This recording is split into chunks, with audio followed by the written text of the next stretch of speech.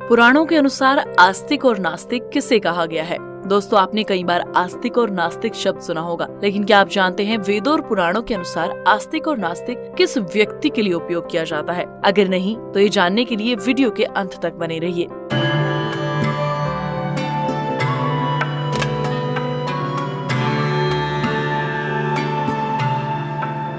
धार्मिक ध्वनि।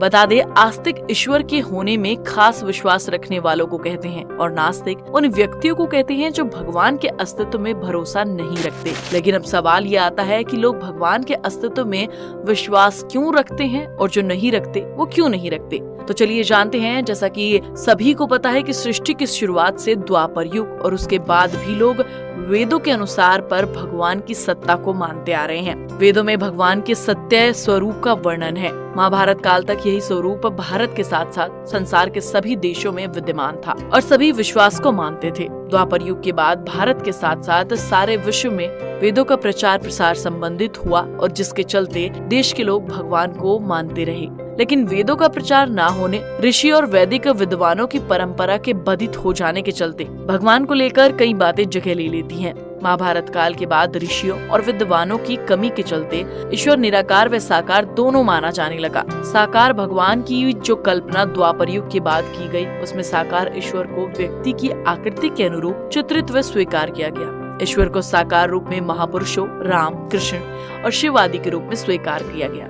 दूसरे शब्दों में हम उन्हें भ्रांत व्यक्ति मान सकते हैं। एक कथा के अनुसार मूर्ति पूजा जैनियों से चली आ रही है। जैनियों से पहले विश्व में कहीं भी मूर्ति पूजा नहीं की जाती थी। इसका मतलब ये हुआ कि इससे पहले राम, कृष्ण व शिव आदि को ईश्वर स्वीकार कर उनकी पूजा व भक्ति नहीं की जाती थी। महात्मा बुद्ध व महावीर स्वामी जी के काल में देश के यज्ञों में पशु हिंसा का प्रचार था। यह अंदाजा था कि आर्य धर्म के वामवर्गीय लोगों ने प्रचलित किया होगा जो मांसाहार खाते थे।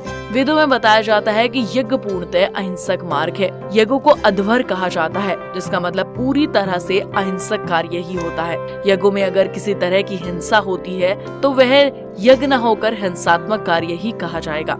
जो पाप कर्म होता है, ऐसे पाप कर्म तभी प्रचलित हो सकते हैं जबकि ज्ञान का अभाव हो। और तो और मूर्ति पूजा भगवान पूजा का पर्याय नहीं है। इसका कारण यह है कि ईश्वर चेतन और चेतन पदार्थ ज्ञानवान है। इसका उल्टा मूर्ति चेतन न होकर जड़ होती है और उसमें ज्ञान व कर्म के सामर्थ्य नहीं होते। मनुस्मृति में कहा गया है कि जो वेद का तिरस्कार करते हैं या निंदक करते हैं उसे नास्तिक कहते हैं। इसका मतलब यह भी होता है कि जो वेद अनुसार भगवान के स्वरूप को नहीं मानता वह नास्तिक होता है। आजकल दुनिया में केवल आर्य समाज एक ऐसा संगठन है जिसके अनुयायी वेद और उनकी मान्यताओं को मानते हैं। ऐसे लोगों को वैदिक धर्मी कहा जाता है। वह ना तो पूजा मूर्ति में भरोसा रखते हैं, न ही मंदिर, मठ, गुरुद्वारा, चर्चा या मस्जिद जैसी जगहों पर जाते हैं। वहीं नास्तिक मानने के स्थान पर जानने पर अधिक भरोसा करते हैं। नास्तिक का मतलब कोई व्यक्ति है जो भगवान पर विश्वास नहीं करता, वह खुद में विश्वास करते हैं, क्योंकि उनका मानना है कि ईश्वर स्वयं के अलावा कुछ भी नहीं होता।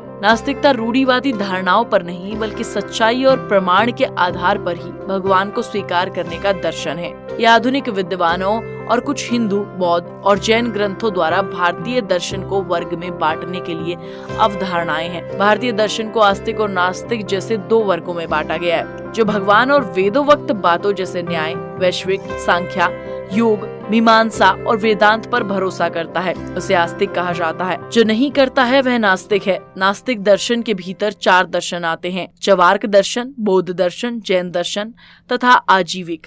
तो दोस्तों, हमारे इतिहास के बारे में जानने के लिए हमारे चैनल को सब्सक्राइब करें। यदि आपका कोई सवाल है तो नीचे कमेंट बॉक्स में जरूर बताएं। धन्यवाद।